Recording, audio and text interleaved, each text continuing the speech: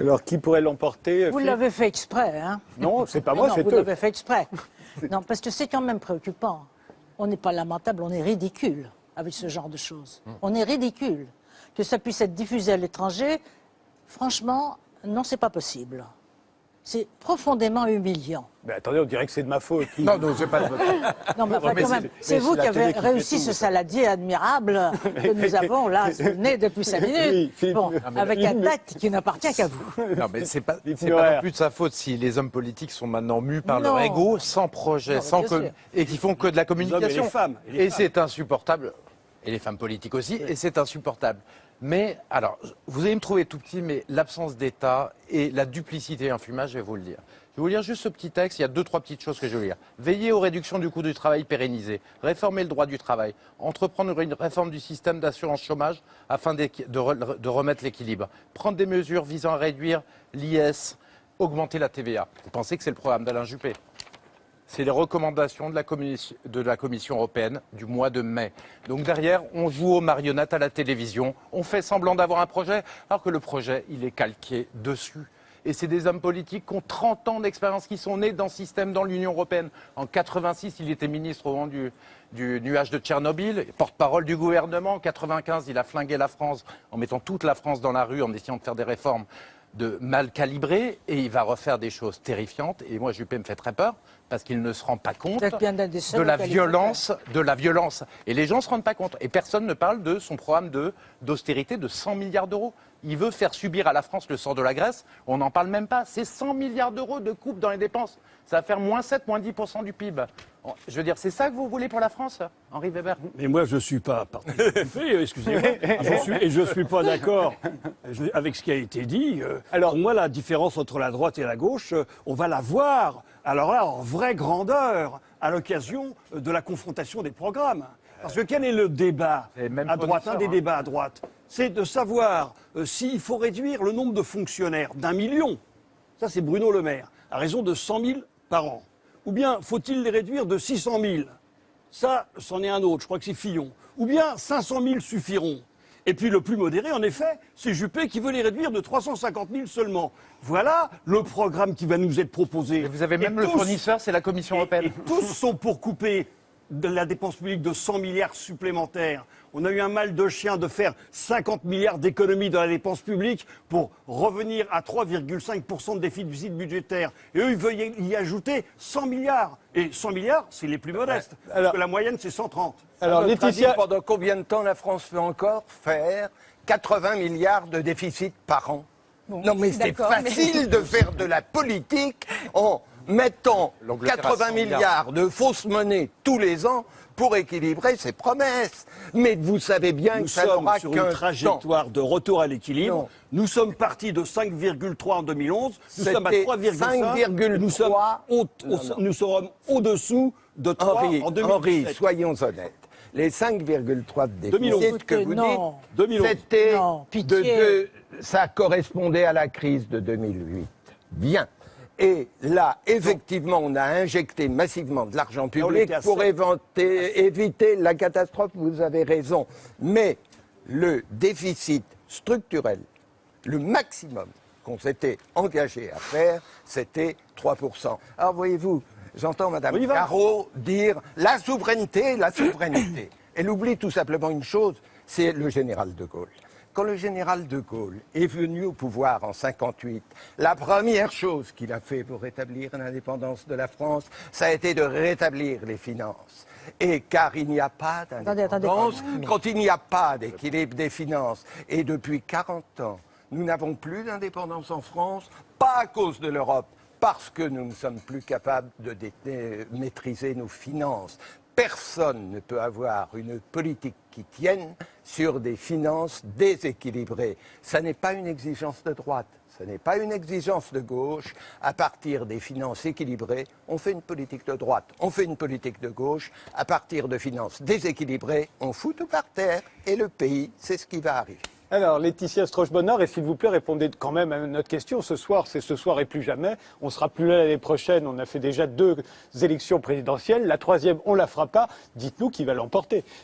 Laetitia Avant Strauch-Bonnard. de vous répondre, je suis d'accord avec vous. Je voulais juste vous répondre. Je suis d'accord qu'il y a une espèce de concours de beauté à droite, une forme de surenchère sur les possibilités de réforme et de réduction des dépenses publiques qui sont non chiffrées, précisément, qui ne sont pas justifiées, qui ne sont pas expliquées et dont on se demande d'où elles viendront. En revanche, je pense que vous ne pouvez pas balayer cela d'un revers de la main simplement parce que vous estimez que réduire les dépenses publiques, c'est quelque chose de complètement incongru. Beaucoup de Français le souhaitent et beaucoup de Français souhaitent voir se réduire la taille de l'État. Et c'est un vrai débat qu'on devrait avoir dans notre pays depuis bien longtemps, qu'on n'arrive pas à avoir. Oui, réduire le nombre de fonctionnaires, ça se discute. C'est certainement important, mais on peut le faire intelligemment. Oui. Quand on est fonctionnaire, on n'a pas envie que le nombre de fonctionnaires... Je ne suis pas fonctionnaire. Non, payés par l'État. Mais en tout cas, je pense que ce débat est important et que le terme de libéral, il me semble que vous n'aimez pas beaucoup, n'est pas forcément une insulte. Et qu'il y a aussi Madame, des choses il n'y a pas d'État, alors ne parlez pas de son rôle. Il y a une gestion, s'il n'y a pas d'État. Juste. Et pour répondre à la question, quelqu'un va me répondre. je pense que Juppé va l'emporter. C'est ça, il a déjà proposé aux Allemands de partager le siège au Conseil Je pense de sécurité. qu'il l'emportera par défaut. De toute façon, ce ne sera pas forcément un choix par passion, mais il l'emportera par défaut. Philippe Murer, qui va l'emporter? Non, moi je pense pas. Je pense que Juppé va dégonfler parce que c'est le candidat des médias, les coqueluches, mais les gens vont se rappeler. Puis on va pas pouvoir toujours lui dire, tu fais 100 milliards d'euros d'austérité, ça fait 10% de récession, tu transformes la France en Grèce. À un moment donné, ça va se réveiller. Puis Sarkozy, bon, le problème c'est vrai qu'il a son bilan, quoi. On ne connaît pas son projet, mais on connaît son bilan, donc c'est un des problèmes pour lui. Mais je pense qu'il a une chance aussi sur la primaire. Il ne faut pas l'enterrer là-dessus. Il y a les deux. Et puis moi je pense que Marine Le Pen a toutes ses chances parce que effectivement, il y a le problème de reconstruire l'État, de prendre un nouveau départ, de reconstruire notre nation, de débattre, d'avoir de nouveaux projets. Et tout ça, ça mérite la souveraineté, je vous l'ai montré. Mais je peux vous le montrer dans les textes européens, vous le savez très bien, M. Weber. Vous le savez. Tous ceux qui sont à la Commission européenne, c'est eux qui dictent les textes de loi. Et je veux dire, et nous, derrière, on applique. Ne mentons pas là-dessus. Et malheureusement, ça ne fonctionnera jamais. La France n'était plus un pays indépendant. Ludivine Bantini. Ce n'était pas l'Europe. Vous ne croyez pas. C'est la solidité de la politique qui fait l'indépendance et c'est pas l'Europe. croyez plus à La 4e République, on était dans l'Europe en plein. Alors, je continue. Ludivine Bantini. C'est pas l'Europe qui nous a imposé la guerre d'Algérie. Je crois qu'il faut que vous revoyiez votre... Ludivine Bantini. Qui est-ce qui sera Non, mais élu? je n'ai pas envie du tout de répondre à cette question parce que je trouve que ce que vous avez montré à juste titre, c'est vraiment ce que les gens maintenant rejettent absolument. Ce système de personnalisation du pouvoir sans aucun projet, ce système présidentialiste-là, ce qui est en train de se réinventer, c'est une toute autre façon de voir la chose politique et la démocratie. On nous dit que, par exemple, les centaines de milliers de manifestants actuellement, les grévistes, les gens qui sont à Nuit debout sont minoritaires, ils sont en quantité négligeable, etc. Mais le Parti socialiste, les autres partis sont dans des eaux équivalentes, gouverne avec 11% de l'ensemble du corps électoral. Si ça, ce n'est pas une minorité, je ne sais pas ce qu'est une minorité.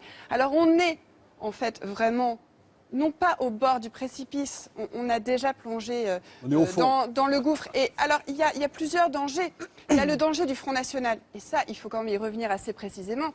Parce que, je vais vous l'expliquer, le danger. Pas trop longtemps. Le danger, c'est que sous les dehors prétendument sociaux, le Front National, en fait, n'est pas du tout un parti hors système. D'abord, il a la même volonté de rigueur budgétaire, d'austérité. Il veut supprimer l'ISF. Il veut traquer les chômeurs. Il ne remet pas du tout en cause, par exemple, parce que c'est la loi du marché, la précarité des contrats. Bon, voilà. Mais donc, c'est un parti qui, en aucun cas, n'est un parti social. Ah oui. J'ai bien relu, par exemple, le programme de Marine Le Pen en 2012. C'est ridicule. C'est aussi Vous un parti... accablez d'austérité. Attendez. Ce n'est pas un parti anti-système parce que, comme on le sait, les affaires sont en train de se multiplier. Les affaires des Panama Papers concernent aussi le Front National et l'évasion fiscale. Mais s'il y a plusieurs instructions...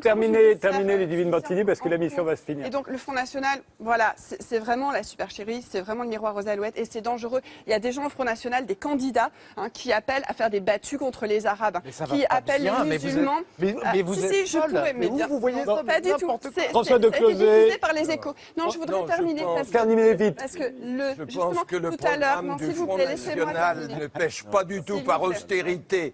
Bien au contraire, c'est du clientélisme à tout va, financé par d'hypothétiques économies qu'on ferait en arrêtant l'immigration, ce qui n'en ferait pas du tout, et par le fait qu'on quitterait l'Europe. Donc je ne comprends pas que vous puissiez accuser le Front National de faire de l'austérité budgétaire. Mais quand même, il faudrait être Marine Le Pen raisonnable. de 2012, il était question de 70 milliards d'économies budgétaires. Mais je voudrais juste terminer sur un point qui est vraiment beaucoup plus important. C'est que tout à l'heure, il a été dit le clivage gauche-droite, en tout cas dans les gouvernements qui succèdent, n'existe plus.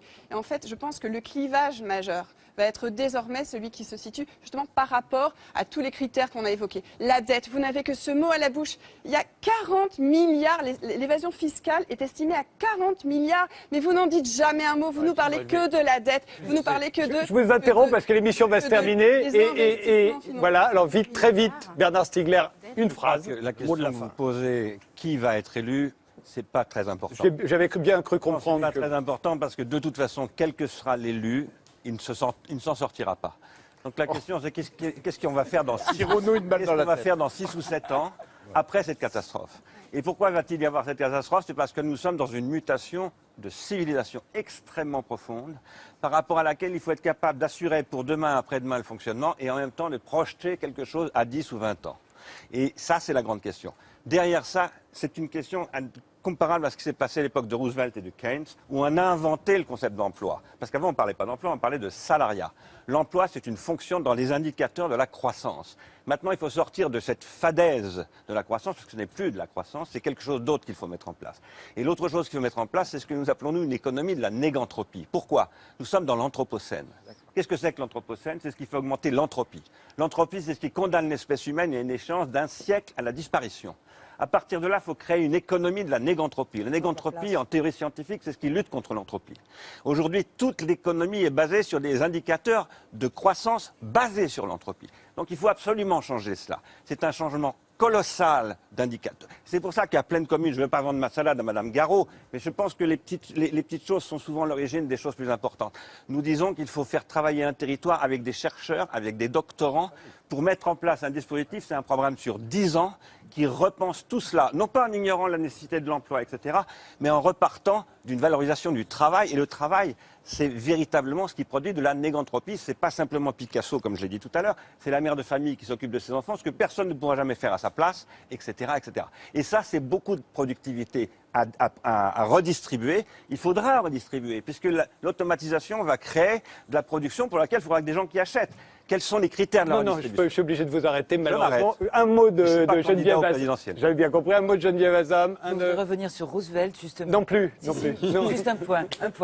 Roosevelt, en 1933, il a séparé les activités des banques d'affaires et des banques de crédit.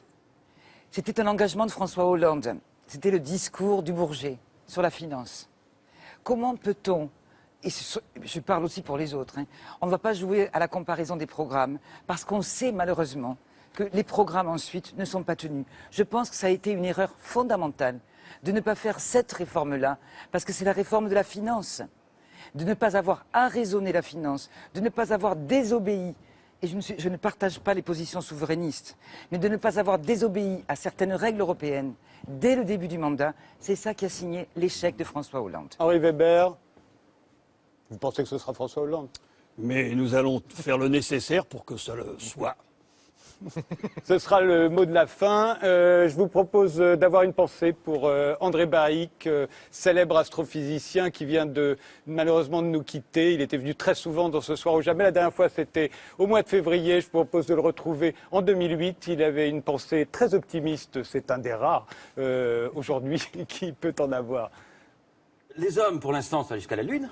Nos robots sont allés jusqu'à Neptune. Et puis certains quittent le système solaire. Et nos yeux voient jusqu'aux confins de l'univers, puisque l'objet le plus lointain, quand on a jamais reçu la lumière, eh bien la lumière est partie il y a 13 milliards d'années. Depuis des millénaires, les hommes ne voyaient qu'une faible partie du spectacle, un ciel qui paraissait serein, ne pas bouger, éternel, et depuis 20 ans, ils assistent à une symphonie fantastique. C'est tous les soirs le 14 juillet, ça bouillonne, ça chauffe, ça bouge, et quelle aventure. Et on reçoit tellement d'informations que les hommes professionnels que nous sommes n'ont même pas tout digéré, ils n'ont pas tout compris. Et donc je dis aux gens, mais quelle chance ils ont d'en vivre en ce moment, quand je vois qu'il y a des tristounets, oh l'époque est épouvantable, etc. On n'a jamais été aussi heureux. Il y a quelques siècles, on mourait de faim, maintenant on mange à sa faim, et en plus on découvre plein de choses, et dans les histoires des millénaires qui vont suivre, on dit, qu'est-ce qu'ils avaient comme chance de vivre à ce moment-là? C'est au moment où tout a commencé, c'est au moment où les hommes enfin, et physiquement, physiquement et par leurs engins, sont sortis de leur berceau, ont vu ce qui se passait, ont vu un univers extraordinaire. C'est, je pense, j'en suis persuadé, le début d'une merveilleuse aventure.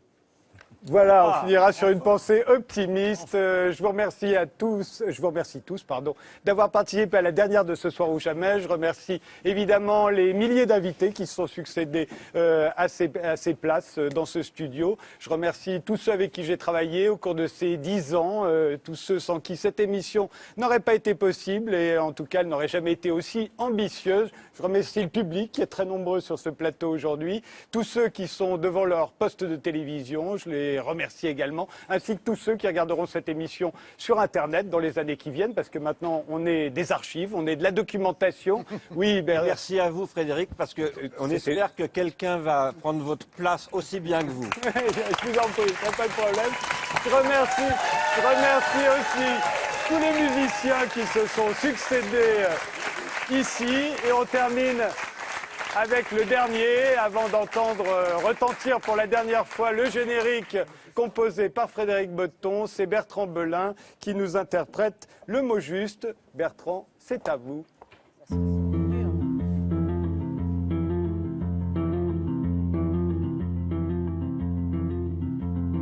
Si tu crois que là-bas, si tu crois qu'il y a mieux pour toi, va. S'il t'en coûte de voir une route sans l'emprunter, va. On t'oubliera. On peut faire ça, mais pour l'heure, pour notre bonheur, soigne tes adieux. Tu veux, il n'y a rien pour une fête ici, seulement le beau geste, seulement le mot juste. Soigne tes adieux. Tu veux, nous attendons, cher ami, seulement le beau geste, seulement le mot juste.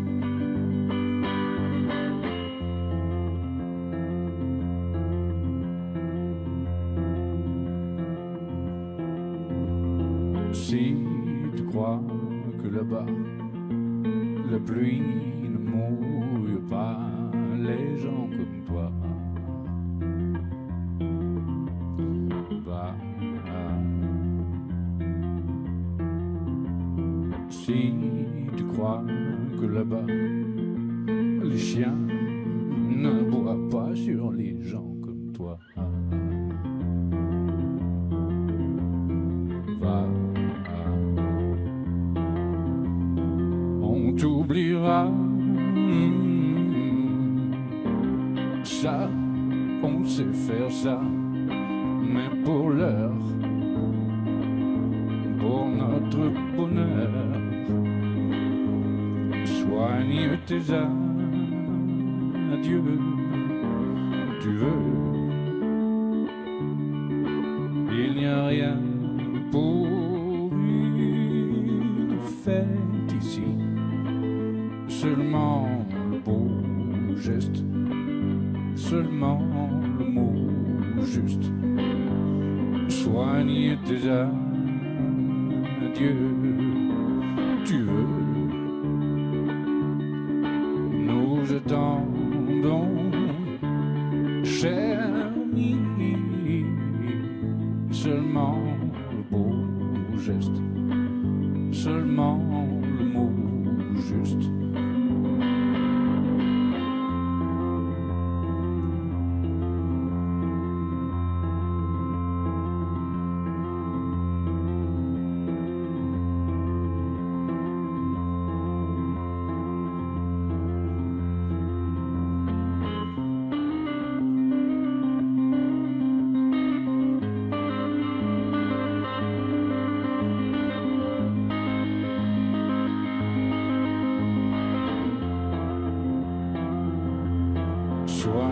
tes adieux où tu veux.